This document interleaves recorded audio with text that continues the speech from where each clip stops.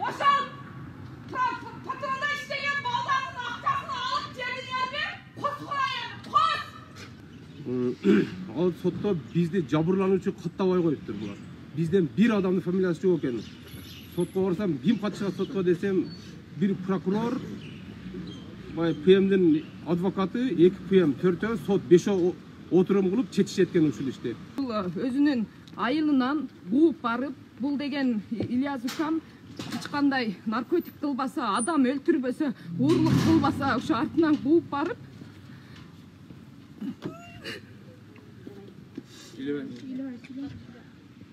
İlhan bo'ldi. Uşul patroldun aynan, şu mamleketin xizmatkerlerin aynan ukamı qaza oldu.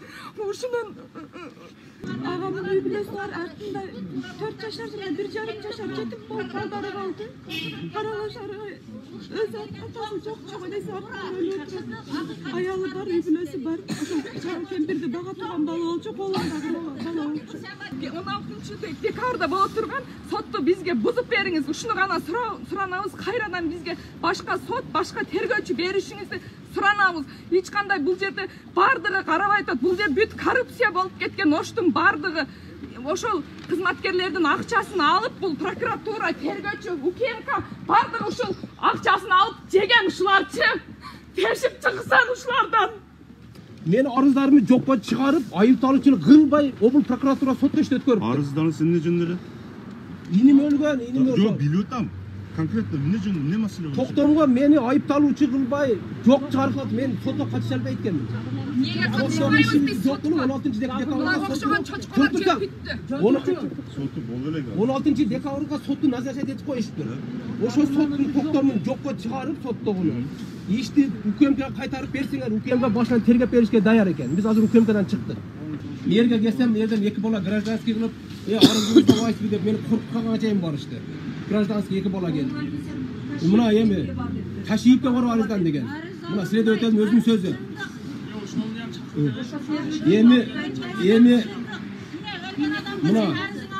Мына прессан жанында айтып коюн. Эми колуңардан келсе, мына УКМК, прокуратура мени бир пистолет такап, чөнтөгүмө салып каматышыңар мүмкүн. Же чөнтөгүмө мынча наша салып каматышыңар мүмкүн. Мен силерди каматканга таярмын. Ошондой поступка кылып каматкылайм.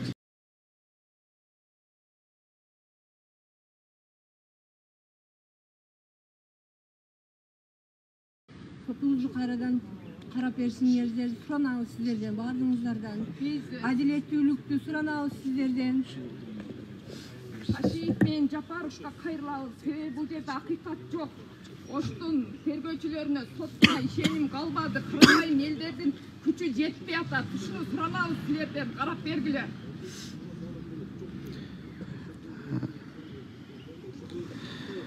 Саламатсыздарбы, ТТ Медиа Facebook баракчасынын катталуучулары. Бүгүн азыр улуттук коопсуздук боюнча мамлекеттик комитеттин Ош шаары жана Ош облусунун башкармалыгынын алдында турабыз. Бул жайга эл наразы тарап чыккан. Буга чейин 16 августта жол кырсыгынан каза болгон жарандын соттук процесстик иши кечиктирилип жатканын айтышууда. Ага патрулдук милициянын кызматкерлери артынан кууп барган себеп болуп, ал тилекке каршы электр мамычасын сүзүп, ошол күнү Ош шаардык ооруканасынан каза тапкан. Бул жайда азыр 20дан ашуун тарапташтар келишкен. Өздөрүнүн оюн угуп көрөлү. Эжеке, саламатсызбы? Бул жактан айтып кетсеңиз, эмне максатта бул жакка чогулдуңуздар, кандай талап менен чогулдуңуздар? Өзүңүздү тааныштырып, ким болосо, окуяга кандай тиешеңиз бар? Мен Эргеш Фаркат, Ош шаарынын тургуну. 16 сентябрь күнү болгон кырсыктан каза болгон Эргеш Виляздын бир тууган агасы болом. ПМдер 2 саат кууп жүрүшкөн буну. Түнкү саат 2ден саат 4кө чейин кууп жүрүшкөн. Жолдо машинасы авария болуп, жолдун четинде канжалап жаткан жеринен ПМдер биз качтык, болду деп ПМдер ошол жерде качып түнөс кетип калышкан. Ошол себептен 45 мүнөт бир жерде жаткан, жардам жок. Ошол жерден больницага алып келгенде элдер жарандар алып келген.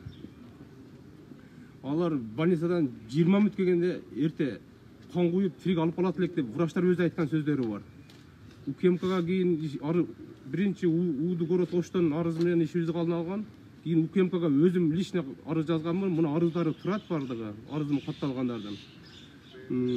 Облус прокуратурага ham жазган муну арыз. УКМКнын тергөөчүсү башында тергеп баштаганда мен облус прокуратурага арыз жазгам. УКМКнын тергөөчүсүнүн арасынан ишибизди карабай атат, арыз менен кайрылганмын. Ушундай жардам бериңиз десем, ишибизди ак теринен карап бериңиз десем, прокуратурадагы ишибизди отказ кылып карабай койду.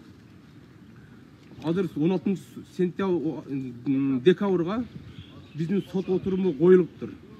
Сот ишке жетип, биздин дело ишке жетиптир, ининин делосы. Ал сотто бизди жабырлануучу каттабай коюптур булар. Бизден бир адамдын фамилиясы жок экен. Сотко барсам, ким катышат сотко десем, бир прокурор, ПМдин адвокаты, 2 ПМ, 4 сот 5 отурум кылып чечишет экен ушул ишти. Ушу 16 декабрда боло турган сот отурумун токтотуп, мына УКМКга тергөөчү Рахматалы деген тергөөчүсү ушуга кеткен ишенимди, ушу тергеген ишти жокко чыгарып, улуу президентибиз Садыр Жапаровго кайрылат элем, ошондой эле УКМКнын төрагасы Камчыбек Ташиевге кайрылат элем. Ушу делону жок кылып, тергөөнү жок кылып, тергөөнү башынан тергөө жүргүзүп берүүңөрдү суранабыз. Ошто бул УКМКга, прокуратурага жарандардын эч күчү жетпей калды. Буларда ишеним кетти, эч деге жок. УКМКнын алдына келип биринчи келгенде арыз жазганда бир кабинетине кирип арыз жазганмын, кийин следователь ошо тергөөчү бир жолу кабинетине чакырып, ошо делону примат эттим деп кабинетине кирген. Кийин ошойдон телефонумда калып койду. УКМКга келсем алдына чыкпай дагы менен качып, мурунку заманда тергөөчүдөн адамдар качса, бул заманда тергөөчү адамдардан качып калыптыр.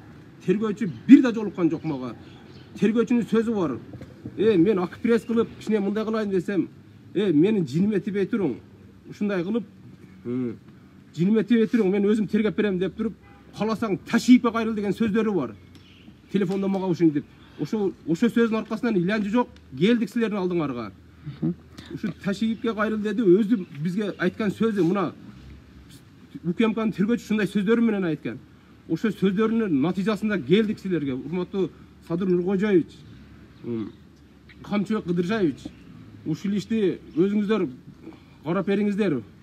Буларга УКМК менен прокуратура, булар бир мафия болуп алыптыр. Жок ишеним прокуратурага, тергөөчүлөргө ишеним жок. 3 күн мурунтук болгон окуя. Качанга чейин карапайым эл кыйналат.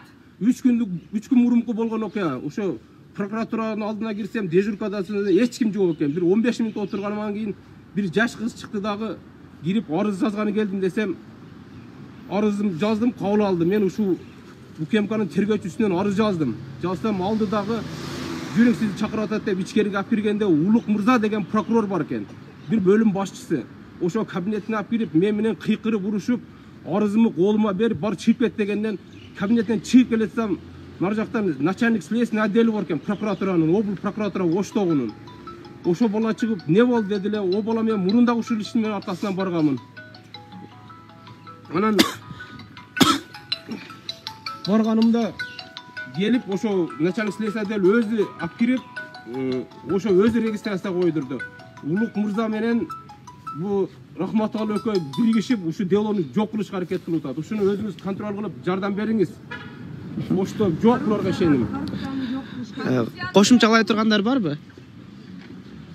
Кагазды кармашып турасыздар сиздер. Мындай туралы? Өзүңүз да айтып, тааныштырып. Мен Ергешева Рахат, ушул Ылдыйраак кылып берсеңиз сизге. Мен Ергешев Ильяс 16-августунда ушул патрульдун айынан каза болду. Патруль ушул өзүнүн айылынан бууп барып, бул деген Ильяс укам эч кандай наркотик кылбаса, адам өлтүрбөсө, уурлук кылбаса, ошо артынан бууп барып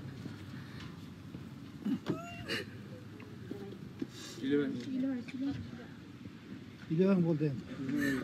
ушул патрульдун айынан, ушу мамлекеттин кызматкерлеринин айынан укам каза болду. Ушунун мен урматтуу Садыр Нуркожоевич ушул камчылык Кыдыршайычке ушул мен сұранарым ушул биздин ишибизди карап берсеңиз. Менин 39 жаштагы эним ушул кызматкерлердин айынан каза тапты. Ушуга чейин биздин ишти Оштун прокуратурасы, Оштун тергөөчүлөрү эч кандай биздин ишти карабай жатышат. Келсек даже биздин иштер ачыкта койбой атат. Эми мына 16 декабрга биздин сотту коюптур. Сотту болсо бул жерде эч кандай жабырлануучу жок деген негизинде коюлуптур. Кандай жабырлануучу жок бул жерде. Бул жерде бир эмес 2 адам өлүп атат. Баласынын артынан энеси кетти. Мына менин апам кетти 70 жаштагы күйүткө чыдабай. Урматтуу Садыр Нуркожоев, сизден суранарым, сиздин башыңыздан ушул иштер өттү. Бир гана сиз түшүнөсүз деп ойлоймун. Сизден суранарым ушул Оштун прокуратурасын, УКМКсын, тергөөчүлөрүн бизге карап бериңиз. Ушул сотту 16 декабрда боло турган сотту бизге бузуп бериңиз. Ушуну гана суранабыз. Кайрадан бизге башка сот, башка тергөөчү беришиңизди суранабыз. Эч кандай бул жерде бардыгы карабай атат. Бул жер бүт коррупция болуп кеткен. Оштун бардыгы ошол кызматкерлердин акчасын алып, бул прокуратура, тергөөчү, УКМК бардыгы ушул акчасын алып жеген ушуларчы. Тешип чыксын ушулардан. Сураган булар арыз жазгансыз деп. Жакыныраак кармаңыз. Арыз жазгансыз десе, мынабу жөнөткөн кагаздары Кыргыз Республикасынын Ош областынын прокуратурасы. Сиздин Кыргыз Республикасынын деп жазылып турат. Арызыңыз кабыл алынды деп. Дело номерден берип турат. Булар биринчи иш жагында мен өзүм арыз жазганмын. Облус прокуратурадан баштап ишти башынан баштап булар тергебей баштаган. Мен келгенимде булар мага биринчи мына кагазды берип атат. Мына. Буда дело номер 03-141-20-21-00-0091 деген номерди берип атат. Бул боюнча мен Оштогу УКМКнын башчылыгына, прокуратурага, ошондой эле Садыр Нуркожоевичке кайрылат элем, Камчыбек Кыдыршаевичке кайрылат элем. Болбосо жетиптир кандайдыкын иш.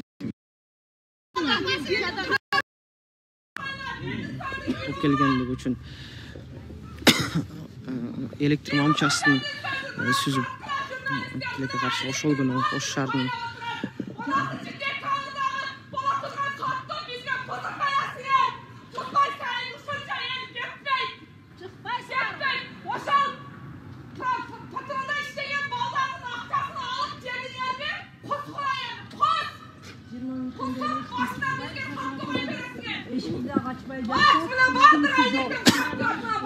Eşikten payla açar. Açasın eşikte biz gireriz. Girgenden giyin anam giyin. Sağ biro çıkal. Bir adam yarım saat sonra Çıkal biro. Hatta jurnalist tartmıranım. Sen tartılı bitti уже. Şapkan kide beti yok. Uyarı yok. Niye? Kurtlar gelmesin. Açmayız burada bezini verin. Açtılar.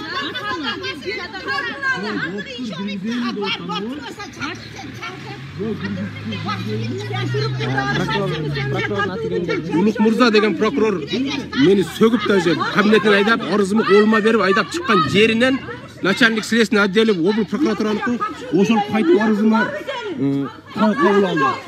Арызым мак арызыма кете бер деп арызымды колума берип турган. Бул иштин аягы мына Камчыбек Кыдыршаевич өзүңүз коррупционерлерди издейсиз. Мына коррупционерлер өзүңүздүн колтуңузда жүрөт. Мына өзүңүздүн ишканаңыздын ичинде жүрөт коррупционерлер.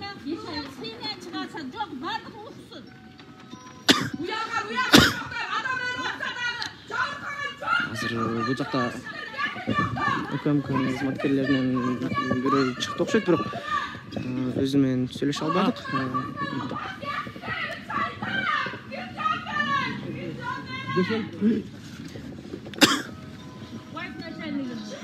Ошо Суламото участкасына 3 айдан кийин апам каза болуп калды. Ошо нерседен сыгынып атып, Сулаймонто начальнигинин тергөөчүлөрү барганда мен үйдө арыз жазып бергенмин. 23 ноябрь күнү. Ушундай emede apam kaza olup kalganda tuzda tiyешеsi var деп. Ошол тиешеси бар деп арыз жазганмын 20-сында ошо Сулайман Тоо тергөөчүсү кабыл алган бир кабылы жок.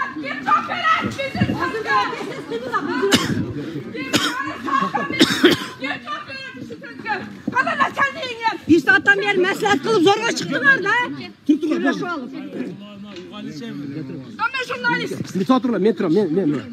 Бerde улас жабылышта болгон менин темдер уусузуп аза болгон. Ошо себептен айрылганмын берге дагы. Бууду прокуратурага айрылганмын. Тартпардың, тарт. Мурун кирсем, булар сотко жетиптир, кандайдыкын ишибиз. Бизди жабырлануучу катары каттабай койду. Жабырлануучу жок экен. Турган бирми? Турган, сүйлөпкө турган. Жабырлануучу сиз эмессиз деди. Анан сотко кирип айттым мен. 15-кабинет Жаналы деген судья экен. Онда дедим, сотто кандай өтөт десем, сотко дедим мен мына кагазды полный карады дагы, сиздин бир фамилияңыз жок экен деди. Сотко бир гана мен келем деди. Ошо эки бала келет деп, ТМдин балдары деди. Олордун адвокаты прокуратурадан келет деди. 5 гана отуруп сотко алабыз деди. Дедиле, онда мен жазган арызы мына жөнөткөн кагаздары эмне болот дедим. Сиз жабырлануучу эмес экенсиз, бар оны тергөөчү, УКМКдагы тергөөчү эмес деди. УКМКдагы тергөөчү сизди токтомуңуз болсо деди, жабырлануучу катары. Ошондо гана сиз сотко келесиз деди. Ошол мына Рахматалы деген ушул жерде иштеген өзүңүздүн следователь тергөөчүсүңүз. Иш башынан айлаган дедичи. Мен арызымды табыша албай койгон биринчи келгенимде. Ошол жерден мен арызым гана деп келгенде арызым жок. Мен арызымды мен дедим мыжыгып полетке утуп билдиңерби дедим. Мен арызымды көрсөттүлө. Мен баягы үйнөмө өткөн убакта бир күндөн келип, стресс убакта келип арыз жазганда же телефонго тартып албапмын, же кагазын сурап алыптым. Мен бир ошибкам ошо болуп атат. Мына УУДга кирип жазганмын, прокуратурага жазганмын. Мына бирок силерден барган кагаз турат менин колумда. Сиздин арызыңыз каралып атат, УКМКда, облус прокуратурада баары жокто турат менин кагазымчы. Аягына келгенде бизди жабырлануучу катары жок кылып туруп, 16-декабрь күнү сот кылып туруп, өздөрүнчө жабыш максат болуп атат булардыкы. Мына кече мына облус прокуратурага кайрылдым кирип. Улук мырза биринчи кирсем бир кыз отурган экен. Эмнеге келдиң дейт. Арыз жазганы келдим десем, кимге дейт. УКМКдагы тергөөчүнүстөн десем, жаздым деди. Жазып, алып кирсем Улук мырза деген бар экен. Рахматалынын жакын досу болот экен экен.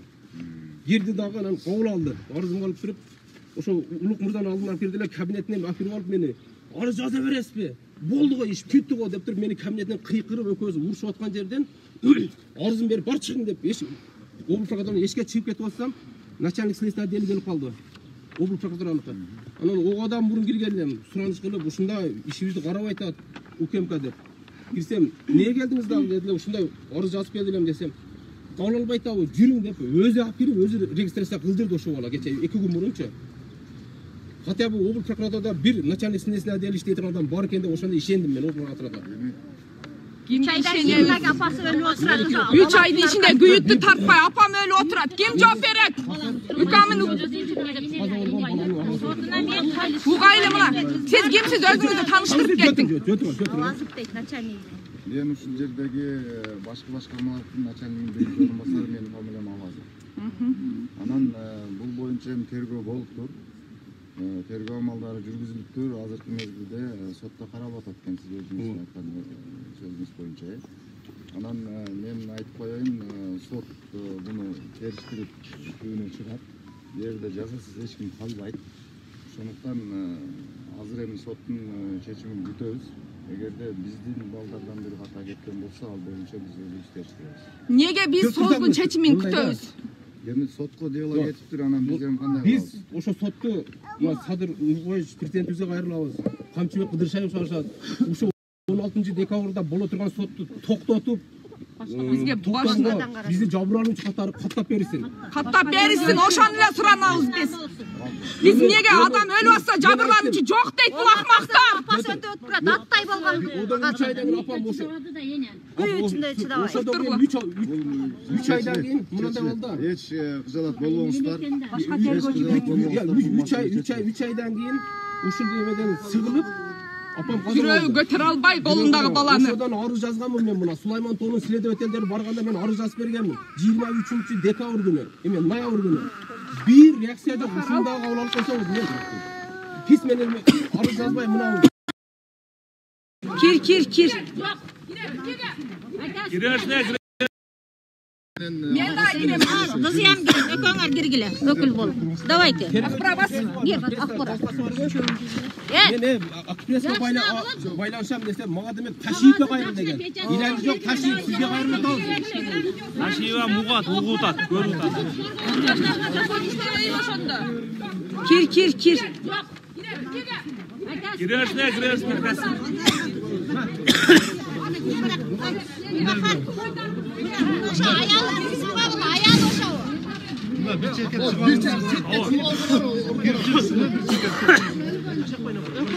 Kele kaldı mı? Durmadan bulmaz, kele kalsın.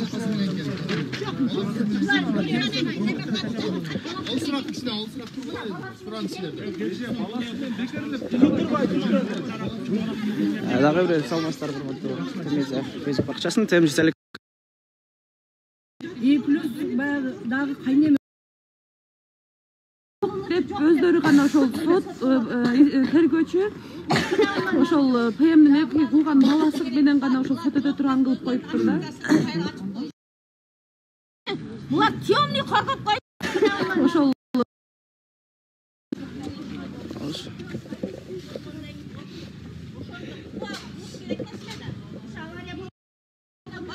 авария болгондон кийин больницага апарып койсо ушул иштер болбойт болчу. эжеке сиздин окуяга кандай тиешиңиз бар, ким болуңуз? Мен Эргеш облусунда ошол 16 августта өлгөн Эргеш Виляздын бир тон карындашы болом. Бул иш өткөн боюнча 4 айдан ашык убакыт өткөндө карабастан бир дагы укук коргоо тарабынан бир кандай эч кандай реакция болбой жатат. Арыздарды кабыл албай жатат. 16 декабрга бул сот коюлуптур, бирок жабырлануучу жок деп өздөрү гана ошол сот тергөөчү ошол ПМдин эки кууган баласы менен гана ошол сотодо турган кылып коюптур да. Ошого биздин азыр келгенибиздин негизги максаты бул ошо 16 декабрда өтүүчү соттук отырумду жабырлануучу катары бизди каттап берсин деп келип отурабыз. Бул иш боюнча президентибиз Садыр Жапаровго жана ошол эле УКМКнын төрагасы Ташиев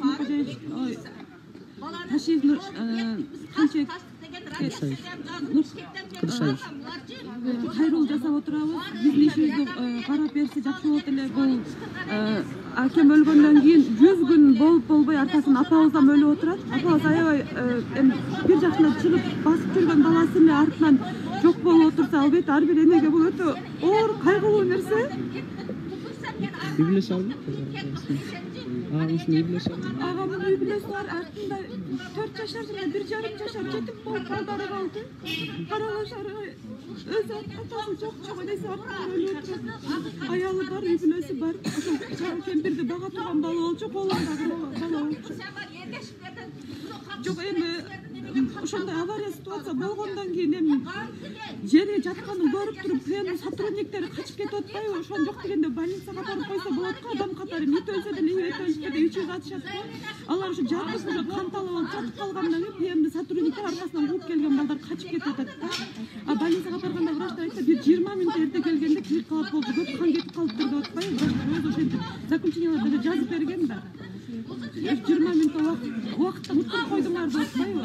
Жөн эле кан уже кан көп кетип калган, кан куюп аракет кылышты, бирок четке каршы. Ошол күнү эле. Ошол 16 август күнү. 16 августта күнү ошол күнү эле болду.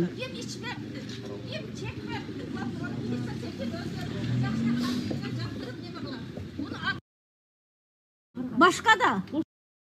Бул жерде жабыр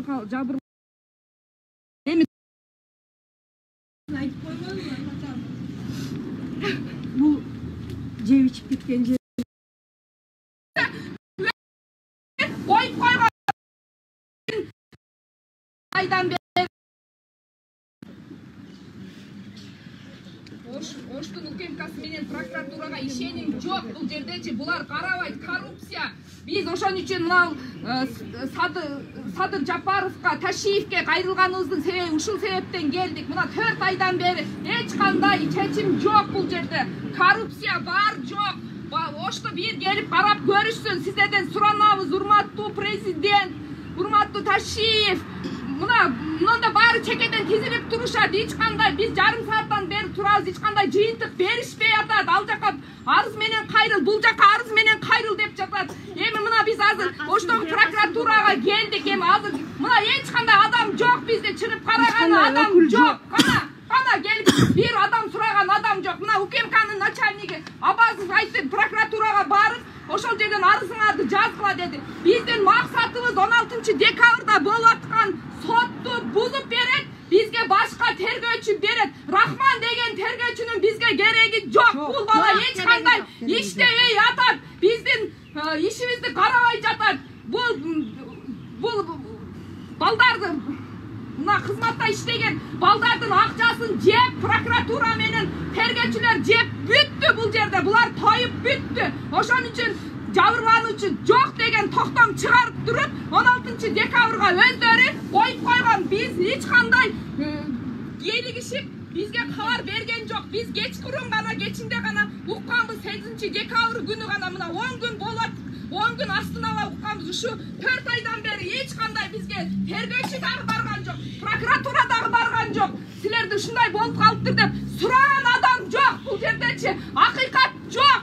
Кыргызстанда акыйкат жок. Качанга чейин ушул балдарыбыз, кыздарыбыз биз ушинтип кыйналып жашайбыз. Качан болот бизге акыйкат? Мына тоогурдаган дагы жатат, күнөөсүзү дагы жатат. Мына балдар өтүп кетти, буну дагы карабайт. Баласынын аркасынан 3 айда апам өтүп кетти. Мына биз күйүп турабыз. Ошон үчүн Садыр Нуркожоевич, сиздин башыңыздан ушул нерсе өткөн. Сизден суранарым, ушуну карап бериңиз.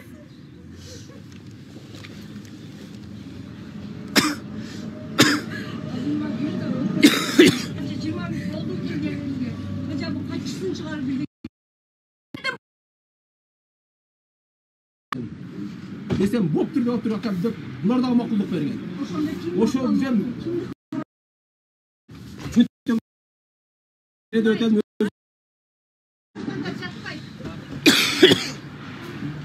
korrupsiya izleysen, buna özümüzde turat korrupsiya. Meni ошо мына УКМКдан чыгып, мына айтылбай турган сөздөрдө айтылып кетти.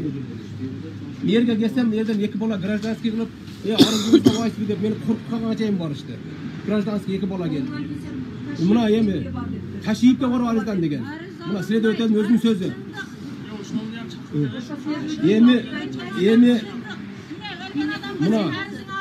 Мына мен прессан жанында айтып коеюн. Эми колуңардан келсе, мына УКМК, прокуратура мени бир пистолет такап, чөнтөгүмө салып кыматышыңар мүмкүн. Же чөнтөгүмө мынча наша салып кыматышыңар мүмкүн. Мен силерди кыматканга таярмын. Ошондой поставка кылып кымат кылайын. Ошондой коркутушка чейин барышкан. Мына эки гражданский бала. Мына коррупция. Эми Османды таштап мени өлтүрүп жүргөн өлүмгө ям таярмын. ЮКАМдын ишин аягына чыгарганга мени өлтүрүп койсоңор өлүмгө ям таярмын. Мен мына прокурордон Улук мырза деген баланы алдына кирип айткам. ЮКАМ, если мындай боло берсе, мен бир 50 000 100 000 сомдук машина алып туруп, жолдо турган 2 ПМди сүзүп өлтүрүп, өзүм прокуратурага келем, УКМКга өзүм келем деген. Desem bop turdu oturup atam деп булар дагы макулдук берген. Ошо bizem Kimdi korumak eken ошондо? Көрөбүз. Мен ошо ишке барышка даярмын.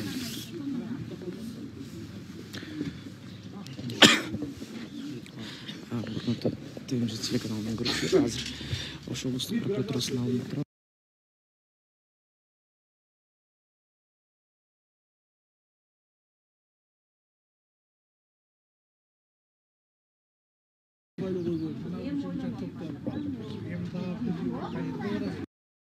Кылбай жөнөй сүйлөп Пулга келгенде пулга жакыныраак экен. Эми иштен байлы койгон.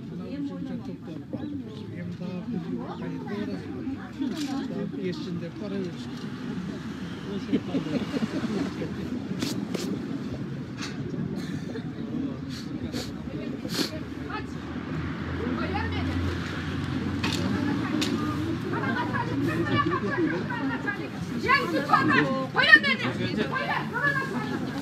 Эмне чыгарып атасыңар? Эмне чыгарып атасыңар? Эй бала, кармаба. Кармабагыла. Кармабайлы койгула. Оны ачкарда сүйөнмөй калат. Кармап атасыңар. Барып жеп коюп начальник. Өзүңө иш ашмасын. Кармага кирем дегенден кире. Не жеп коебу? Мен эжем иштеке кылбай жөн эле сүйлөп Кандай чыгат ол? эмне кармайсыңар, Акчасын алып алган чыга албайт ол, кармалайсыңар, кирбе деп. Адамсыңарбы? Ол чыга албайт, ол акча алып алган ол. Кантип чыгат буяка? Эти болсо чыгат да буяка. Биз адамбыз го.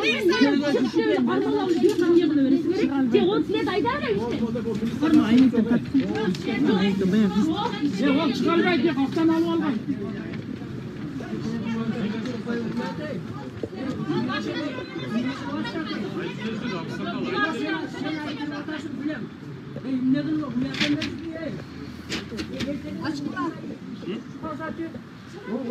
Ол hiç kimde başına salmasın.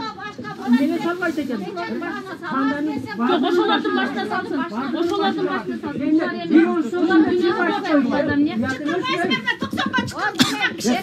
16-cı dekabrda sot. Жоқ, Tuksanға çıkarsın.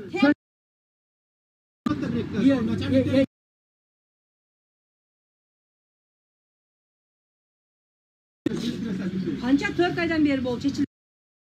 Ketib qolgan videosi bor jo'g'i bor. Dışlanıp durup suranı öçütmenen bergile bardığыңар. Biz Hazır. Çoğunlar hazır. Kaç taraf kandemli? biz DM'lerin üstüne arız yazganбыз. DM'ler 2 saat bu, 4 saat, 1,5-dan 3,5-ga çeyin inim asfaltın çekesinde жатып қанжалап жатқан жерінен пердің балдары көріп қаштық деп кетіп қалған видеосы бар жоғы бар. Ошоның арқасынан УКМК-ға тергөө жүрген. Тергөө башынан башталганда мен 3 жол арызмен кайрылдым силерге. Ушундай Рахматова деген бала карап айтат. Эме деп кечээки убакытында 3-чү жолу сотко өткөндөн кийин мына балага келип арыз жазып, алып кирдим. Кабинетине алып кирсем, мен менен мушташкыдай болуп, арызым алып, мен арызыңызды, жөн. Арызын алып чыгып кет dedi. Arızını alıp çıkıp ketip atsam, начальник следственный отделдар бар го, İlyas'dı. Oşa түшүнүктүү болот экен. Ога мурунда киргенмин. Кирсем, не болду ака деп калды. Ушундай тирети. Катырган баланы, кир элге жооп бересиң. Элге жооп бересиң. Эмне бул? Не качат? Не болду? Мына арыз менен келдим десем, эме дейт. İlk adam ölüm kalır. İlk adam Bu arızını ödemiş. Начальник астына жооп бересиң. Arızını kabul alбай атат десем, начальник Hazır uksans. Mesele bu balam nerede arız almak? начальник следствиеден арыз алды. Анан ишти сотко өткөрүптү. Мен арыздарымды жокко чыгарып, айыпталуучуну кылбай, облус прокуратура сотто ишти өткөрүптү. Arızdan senin ne cümleleri? Иним өлгөн. Yok biliyorum. Konkretно ne mesele var? Токтомго мени айыпталуучу кылбай, жок чыгарып, мен сотко катыша албайт экенмин. Неге катышпайбыз биз сотко? 16 декабрга соту назарет этип коюшту. Ошо соттун токтомун жокко чыгарып соттогуну.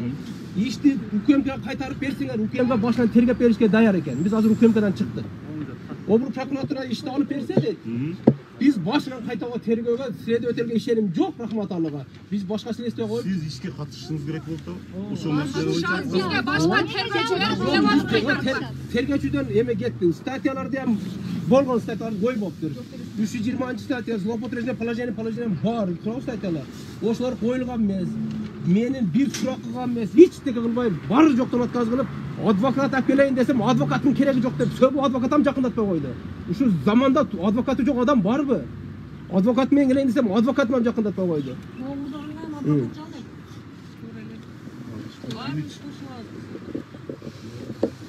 Мына ушу бала нормально менин акам не болду деди, чыкканда арыз менен келди мындай десем, регистратор берке деп bir kız менен bir баланы чакырып, киймат эди регистрациясын деп, арызымды кабыл алдырган бала ушу болот. Ушу балага рахмат. Мына бала мен менен тең кыйкырышып, как будто о ПМдерди мен өтүп койгондой мени кылышат. Бул ПМдердин адвокаты экен, прокурор эмес. Ана мына birimiz кошуп кетейин. Бул иним өлгөн. Инимден кийин 3 айдан кийин апамдын жүрөгү көтөрө албай апам өлүп атат. Эки статья менен Ошо менен мен ушуну коштуруп бергиле деп келсем, арыздар менен кабыл берет. Бул Сулайман Тоого мен ушу арыз менен кайрылганмын. Сулайман Тоонун следователь ушу арызды алган. Апамдын жүрөгү көтөрө албай өлүп калды. Ушу баласын күндө эстеп деп. Ошону ham ошо делого тиркегиле десем, апам өлгөндөн кийин билип алыштырып, буну жайда сот кылышат турган планы бар эле. Булар срочный ушу сотко жеткиришти. Ошону эми ошо делону следствияны бузуп берсеңер бизге. Тергөөнү башынан мына укемган тергөөчүсүнө Бизге башка тергөөчү берсин. Башка тергөөчүнүн башынан Делону тергөөчү. кайтарсын укмкага. Азыр даны бир эме до сих пор иштеп жүрөт. Азыр формачар алдыбызда жүрөт. Ушу көрсөң күчүн келеткенде ушуну иштеп алып Кандай болот сиз айтып койгуңуз, комментарий берип коюңузчу. Кандай болот эмиш? Мыйзамда кандай чара көрүш керек? Кандай аракет кылабыздар? Микрофонуңду азыр сөз берип атпаймынбы? Турсаңыз байкапчы. Анан ошо адамга азыр суроолор болсо даректелет, анан чогуу айтып атат. Мен кыскача өзүңүз тааныштырып койсоңуз, кызмат ордуңузду. Самамбетов, тергөө бөлүмүнүн башчысы облус прокуратурада. Жаран кайрылган дело мага биринчи жолу кайрылганда иш созуп турулуп атат, тез арада бүтүп жатат. Ишти жакшыраак карап бериңиздер деп кайрылган. Ошонун негизинде бизден көрсөтмө берилип, УКМКнын тергөө кызматына алар тарабынан 2 статья Кылмыш жаза кодексинин 2 беренесин угузуп 26 ноябрда тергөөсү жыйынтыкталып сотко кеткен. Соттук кароо азыр өзүңөр айткандай назначение болуптур. Ошол 2 статьянын угузулган, ошол эме менен тергөө бүтүп жыйынтыктап сотко каралган. Кеткен. Сотто каралышы керек. 20 статьяны кошсо болор ошо. Злоупотребление положением жокпу же ушундай статья? Андай положение, андай статья бар. Адамдар болсо, Формачан адамдар ошол эле кызматына шалакайлык мамиле жасагандын экинчи бөлүгү угузулган, кызматын до конца жасап, коркунуч туулган жерден өзүнүн баягы көрсөтүлгөн кызматына ылайык иштерди кылбагандыгы үчүн шалакайлык үчүн угузулган. Андан кийинки экинчи беренеси болсо Кылмыш жаза кодексинин 150 беренесинин экинчи бөлүгү менен угузулган коркунучта калтыруу деп. Ошонун кесепетинен оор кесепет келди деп. Экинчиси бунун санкциясы 5 жыл 5 жылга чейин эркинен ажыратуу санкциясы каралган буларга. Негизинен иштин кыскача эмеси. ошого азыр через пресса сизден суранычы, ошого 320 статьяны кошуп берсиңер. Злоупотребление положением деп. Ошондойлорду мен адвокат алып келип кылайын десем, мына бу УКМКдан адвокатым керек болот. Бир телефон албай атат деп өзүмчө эм чалдым, албады. Вообще телефонумду да бул жак албайт. Дежуркага келсем ошо жерге решеткадан жок деп, ол командировка деп жакындатып коюшту.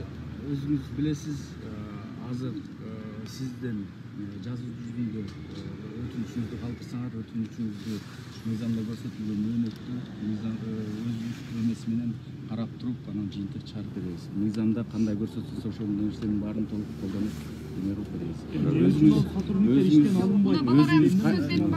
өзүңүз кайрылганда Канча убакытта күтөбүз? тез арада Анан азыр мына 16 декабрга коюлган делону соттогуну кайтарып тергөөгө берсиңер. Тергөөдөн башынан силештөө кылып. Азыр ошол жөнүндө өтүнүч таштасаңыз, ошону мыйзамда каралып, мыйзамда каралган мөөнөттө жооп берилди. Жазып коюңуздар. Мыйзамда мисалы 15 күндө болсо, азыр 16сы келип калды да 7-8 күндө. Сот болуп туруп, сот бүткөндөн силерден результат барбайбы дейт. Bir Bir күндө бүтүрө турган мет болуп атат. Мен соттун лично ошо 15-чи кабинеткен городской сотто. Сот менен кирип өзүм кирдим, кирсем сиз кимсиз дейт. Дедилер менин мындай делом бар десем, азыр түшүнүшкөндө өтүнүч калтырыңыздар. Ошонун мыйзамда мөөнөттө, ага мыйзамда ошол жазып процесс 16-сында болуп калып туруп, ошо күнү результат чыгып, биздин силердин жазган эмебиз барыңкы чейин олардан результат чыгып туруп, бир сот бүттү болуп кетпейби деп атам мен. Эми андай айтышпайын, нерсе деп айтышпайын, алдын ала Bir hafta murun aytıldı. эми азыр коюлган маселени Сиздин оюңуз мындай болуп атат да, ошо тополоңду кылып ошо жерге барып, 16-сында сотты болтурба дегендей кылып атасыз да. жок, мен антып айткан жок. Сиз мен ушундай түшүнүп атам. сөзүн бурмалап коштун кереги жок. Сиз бизге жардам бере албасаңыз, делону кайтара албасаңыз, биз ошого барабыз да. Сиз өтүнүштү жазсаңыз, ошол мөөнөттү карайбыз деп атабыз. 16-сында усул этесиңер деген болуп атат. Ошого канча бул мындай да, бул маселе соттун дагы көз каранды да.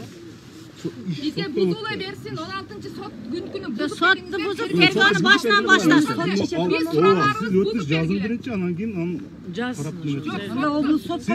Siz iş boyunca jabrlanуучу табылгансызбы? Так жооп бере Жабырлануучуга кошпой коюптур муналар. Жок, башка jabrlanуучу барбы сиз? ошол үчүн келип атабыз. Жабырлануучу жок деп. Арызы жоқ болуда. Жабырлануучу жок деп ишке барып турушат. Бизге бузула берсин, бузуп берсин сотто.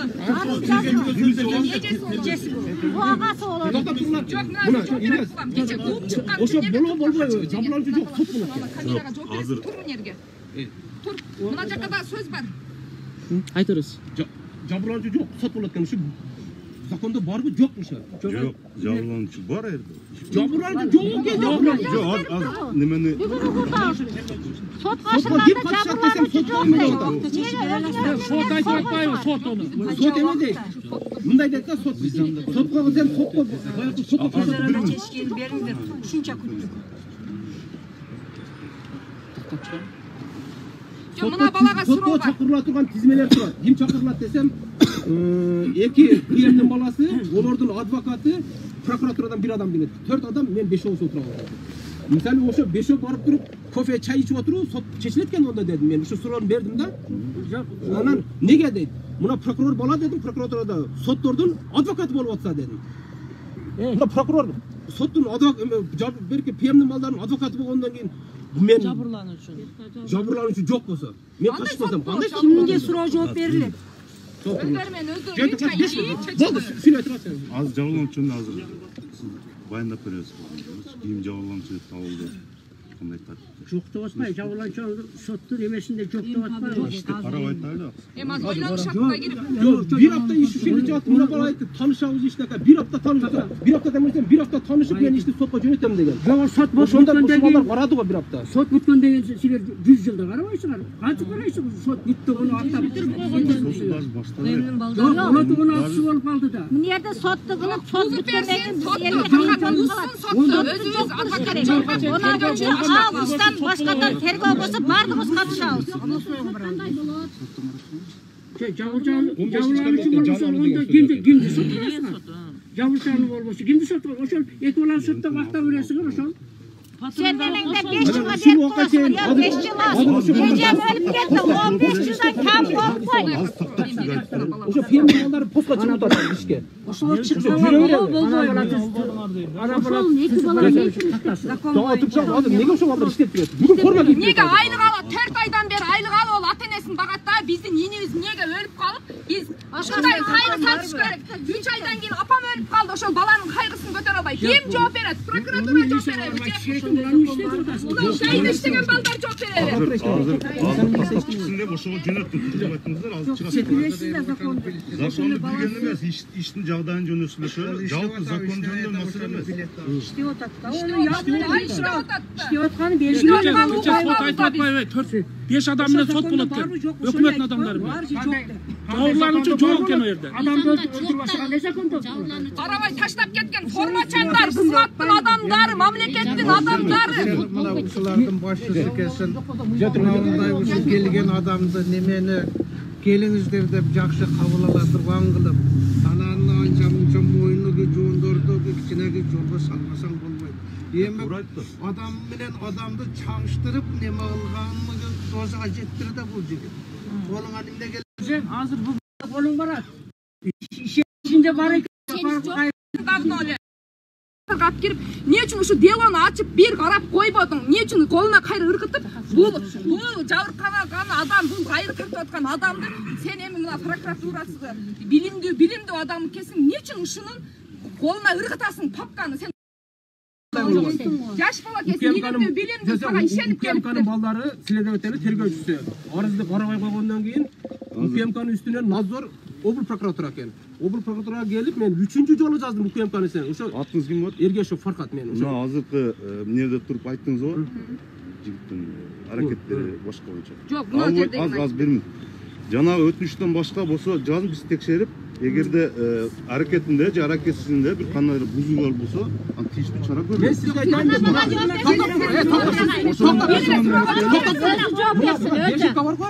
мен келип обур патрулга кирейин, замына кирейин деп жолдурасың аны силерге жакындатпайсызбы? Ошону Неге ыргытат? Арызды колунан карапайым адам келди. Неге ыргытат? Колунан келген иш. Ошого жооп берсин. Өзү жооп берет. Ошого жөнүндө жазып берин, анан кейін жазып берет. Неге айтады чыргып, неге колунда кагазды ыргытат? Бул деген билимдүү, ишенип келген адам. Булчу жооп берсин. Жазган Мен арызым түшүндүм. касерерде болуш Сиз керек. жөнтүрүп өзү жооп берет. Болуш керек. Угуп турсаңыз, ошону Кабинетине болуш керек. териштириш керек. Жок, ошол эле мына микрофонго жооп берип койсун. Неге ошол арызды ыргытып бала? Неге ыргытып карабай койсун? Окуя кандай болду эле негизи? Жооп берип койсун. Жок, үндөбөй туруп. Өзү жооп берет. Жооп берсин, жок, жооп берсин. Кереги жок. Өзүн болмай кесип керек. Мына бала эки эле сөз сүйлөп. Балага да эме жооп берет. Болду, кереги жок. Суроого жооп берип койсун. Эки эле сөз сүйлөйт, анан эмне сүйлөйт? Прессага жолу жок экен болду. Өзүңүз комментар айтып коюңчу. Неге ыргытты ошону суроону бергиле. Арыз кабыл албай коюңуз. Өзүңүз комментар берип коюңуз. Негизи кандай болгон? Жооп бер, чык дегенге сүйлөйсүн анче. Кабинетинде камера барбы? Камера жок кабинетинде кабыл алганмын. Арызын келип көрсөткөн, тергөөчүбүздүн аракетине жазган. Анын арызын кайрадан колуна карматып, дежурныйга таштайсыз деп колуна карматып берген. Дежурный айтканы ушул. Дежурныйга таштайсың деген эмес, арызды сырттан ыргытып берген болчу. Берди азыр териштирүү, сурак, башканы уюштуруп айтып эле арыз жазганда баары териштирип жооп берилет. Эгерде силер ошол материалдар менен алып турсаңыз, Жок, бул сурап албайт. Эмне үчүн биз ошол арызды бар деп мындай ыргытып, эмне үчүн Колуна карматып, колуна карматып, жок неге? Ошону тактайлы деп атпаймынбы? Жок, неге ошол сөздү айтат? Мына карапайым эл келди, силерге ишенип келди, прокуратурага ишенип келди. Билими бар, окуган. Неге ошону неме кылды? Ошого жооп берсин. Келди мына.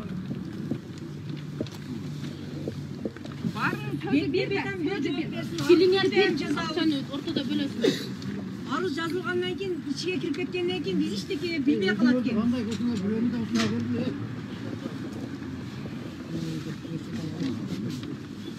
Өздөрү ошондой болгондо кача эле баары каралбады эле. Аныкы жөнүнөн жок каралбайт да. Просто бетпе-бет жооп берсин, анан арызды ham жазабыз, өтпөйбүзбү?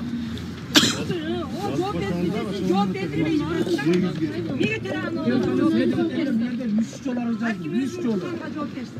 Эмне кылалы? Не кылам башка? Элдер арыздын аркасына кичине акча берейли, чогултуп арыздын мына бала. Билайчы жок болду да. Ошол шартка барыш керек болду. Акча берейлиби? Коррупция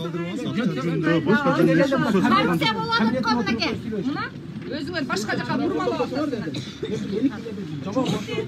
Ошо эки кремди сүзүп өлтүрүшкө барышың керек десем, пожалуйста. Анан мени соттойсуң ошондо, мен соттойсуң дедим. Sonra силер болду кабинетте. Жазып, ошону териштирет.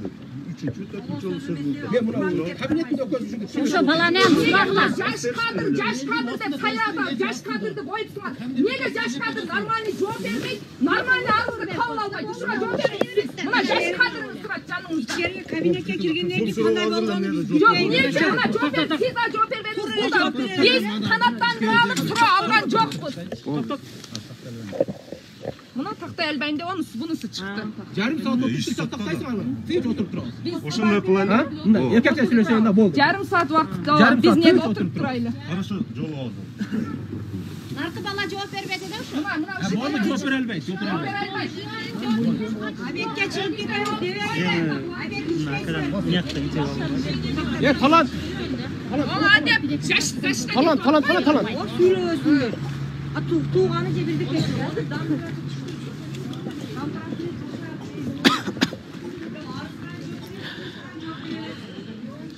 Ошол облустук прокуратурасына чарбалануучу тараптын өкүлдөрү келип нааразычылыгын билдиришүүдө. Алар 16 декабрга коюлган соттогу отурумда алардын жеринен